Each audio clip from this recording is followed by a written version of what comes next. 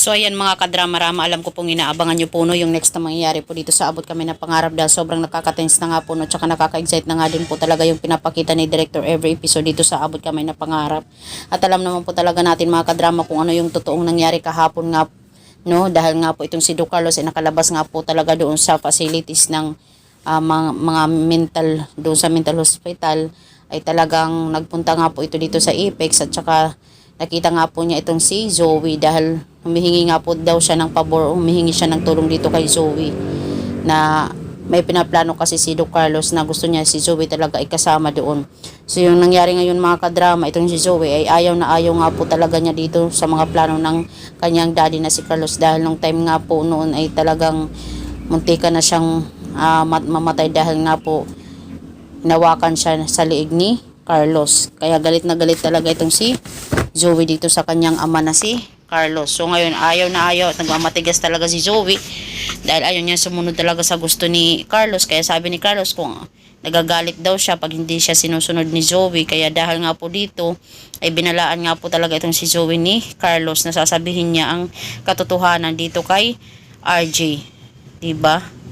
Kaya itong si Zoe hindi talaga naimik no. Pero alam naman po talaga natin na nagmamatigas pa rin talaga itong si Zoe hanggang ngayon. Kaya itong si Carlos ay hindi na talaga mapigilan yung kanyang sarili, kundi tumawag talaga dito kay RJ, sabihin na lang talaga yung totoo. Kaya sasabihin ni Carlos na, hello RJ, may dapat kang malaman, hindi mo totoong anak si Zoe dahil ako ang tunay niyang ama. Diba? Kaya mako-confirm talaga ni RJ yung katotohanan na hindi talaga niya totoong anak itong si Zoe. Diba? Kasi may naaalala na nga po talaga itong si RJ sa kanyang nakaraan. Hoping nga po mga kadrama no ay makatulong nga po itong pagsabi ni Carlos dito sa kay RJ sa kanyang naaalala na hindi niya talaga totoong anak itong si Zoe. Syempre para ma-confirm din nila, ipapa-DNA test nila ulit yun. Or kung mahanap man talaga ni RJ itong si Doc Fidel, ay di maganda. Pero nung time kasi na yun nung nagkita si RJ at si Doc Fidel, pumunta kasi si Zoe siguro tinanong ni Zoe kung ano yung pinapagawa ng daddy niya. Siguro nalaman din ni Zoe, hindi natin alam, baka binayaran ni Zoe, yung mga ganun ba. Kasi ngayong panahon, pag perang pag-uusapan, wala nang imposible, lahat talaga posible, diba? So, yun mga kadrama. Hoping nga po talaga, no, ito na yung way, ito na yung dapat nating abangan dito sa Abot Kami na Pangarap kasi nakikita ko talaga na papalapit na yung pagtatapos ng Abot Kami na Pangarap dahil sunod-sunod na talaga na papalapit na yung revelasyon. Sana nga po director no, hindi mo na kami biguin, char.